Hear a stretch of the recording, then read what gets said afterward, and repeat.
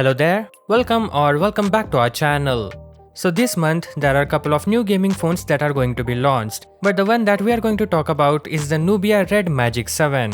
You know why? Cause it has something interesting to offer and that it's gonna launch very soon, that is on 17th Feb in China.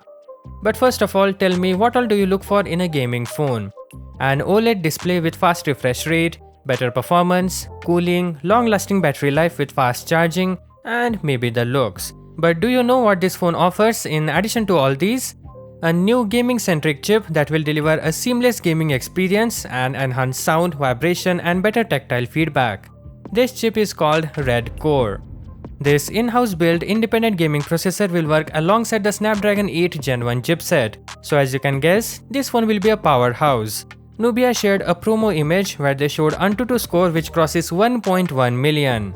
Now if this score shown by company is genuine and it does cross 1.1 million, then it's not just because of the Snapdragon or Red Core chip, but also because of the cooling system used.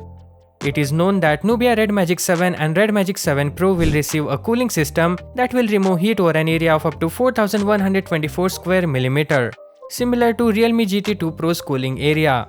And if you watch many tech videos, then you know how good GT2 Pro performs in terms of cooling.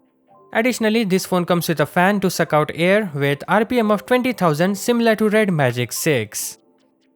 There's a 4500 mAh battery with fast 135W charging.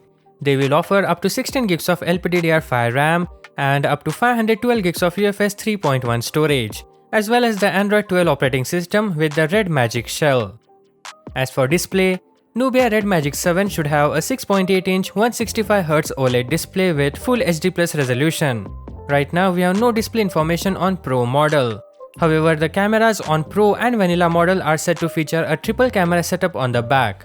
There will be a 64MP main camera sensor, an 8MP ultra-wide camera, and a 2MP macro or depth sensor. For selfie and streaming, the phone will have a 16MP front camera. And that is all for now. Thank you for watching this video till the end and catch you in the next one. Peace out.